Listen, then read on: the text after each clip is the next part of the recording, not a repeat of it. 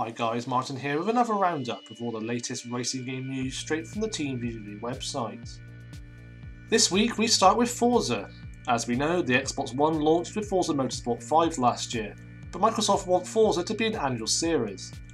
According to Turn 10, it takes 2 years to develop a Forza Motorsport game, so it seems likely then that this year we'll see a sequel to Forza Horizon, Playground Games' superb open world spin-off series that we liked rather a lot back in 2012 on the Xbox 360.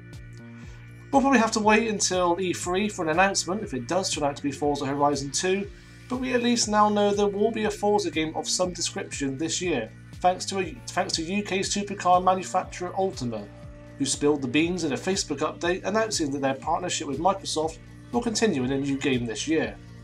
It's since been taken down, but you can read their full statement on the Team VVV website in the link below. If the same insane attention to detail from Forza 5 can be applied to an open world like in Forza Horizon, then that's me sold already. The crew should probably keep an eye on its rearview mirror.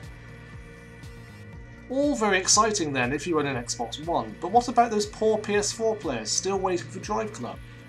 Well, Sony has assured us the all-important release date will be revealed soon. What we can definitely say though is that it won't be launching with the PS4 in Japan this February after all, for, and I quote, in what has to be the vaguest PR statement ever issued, various reasons. Personally, I'm still pining for the PS4's Premier Racer, so we'll have to wait and see. If Driveclub is still planning to pull up early this year. Moving on to PC-related racing game news, Alan's triple screen setup is finally ready, so we'll be bringing you lots more coverage on all the leading PC sim racers very soon. How I envy him. I can't say I've had the chance to try it yet myself, but you can see for yourself how it transforms your experience, engagement and immersion, particularly with the heightened sense of speed.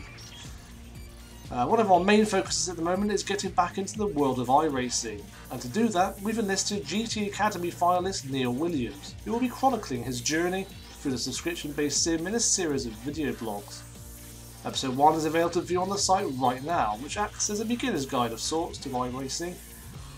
It's very insightful to see how Neil applies his skills as a real racing driver into the virtual game. iRacing have also released previews of some of their upcoming content as well, with some early renders of the BMW Z4 GT3 and the DW12 IndyCar racer. They're both currently in development at the moment, but no word yet on when these will be released. While we have Neil to handle iRacing for us, Slightly Mad Studios has a tame racing driver of their own to test out project cars. No, he's not the Stig, but actually Ollie Webb, a British racing driver who also happens to be their chief handling consultant. Not only will he be lending his driving talents to mould the handling, but also his vocal talents, as he will be voicing the game's pit-to-car audio during races, as well as ensuring the language used in the game between drivers and pit crews is accurate. Meanwhile, we have yet another round of stunning screenshots, courtesy of the community, showing off plenty of cars and tracks in Project Cars, including a first look at the recently added legendary Lotus 72D Formula 1 car from the 1970s, which is rarely seen in racing games. As for Assetto Corsa, as promised, the developers released its latest update, adding AI drivers, although it's been restricted to certain tracks in specific events for now. 2 new cars were also added, the BMW M1 Coupe and Lotus Evora GTE. If all these sims are a bit too serious for you though, there's always Bugbear's Next Car Game, a game that encourages you to smash cars into submission at every opportunity. Bugbear sent us these new screenshots showing cars being smashed to pieces, but you can experience it all for yourself in the new Early Access build, which can now be ordered directly through Steam. Next Car Game was also given its first update patch, tweaking a few aspects of the game, which we'll be taking a quick look at soon actually in a video I've been putting together of me attempting to drive using the cockpit camera amid all the mayhem. You'll get to see if my car lasts in one piece very soon. But personally, I think they should hurry up and decide on a name for the final game. Gran Turismo's founding father, Kazunori, is getting his own video documentary. Kaz Pushing the Virtual Divide will document how a man with what can only be described as chronic OCD in his pursuit for perfectionism went on to develop Gran Turismo, one of the most influential racing games in history. It's airing this week on January 22nd, and no doubt it will be a fascinating watch for anyone with even a passing interest in all things Gran Turismo. There is one slight drawback, however. You have to be American, as it's airing on Hulu, which is only available in the US. Drat. I'm not usually a fan of video game film adaptations, but as someone who regularly watches films just for the car chase scenes, it's hard not to be drawn to Need for Speed, starring Breaking Bad's Jesse Pinkman, which will be hitting the road this March. The cars are the stars in this recently released UK poster, and we've also got several behind-the-scenes video featurettes playing on the site.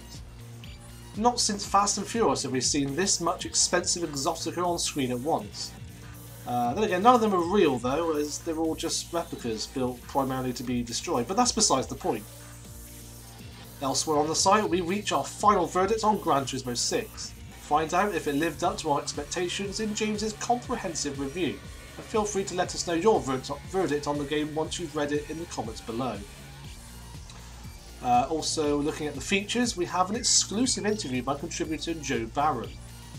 There are many ravishing racing cars on display at the Autosport International event which we attended, but this one particularly caught our eye. What you're looking at here is Britain's first Super GT Nismo GTR. Find out more in Joe's interview with the tuning company behind it in the link below. Alan's also been busy beavering away editing all his videos from his visit to Autosport 2, so I'll have much more on that very soon, plus some additional reviews and features still to come on the site, including my extensive 2014 racing game guide looking at all the games we're likely to cover this year, which should be up this week, and with plenty more besides. That's it for now though, but as usual I'll be back next time with another roundup, but you can read up on all the stories discussed in this video using the links below. For all the latest racing game news, visit teamvvv.com, or you can follow us on Facebook and Twitter.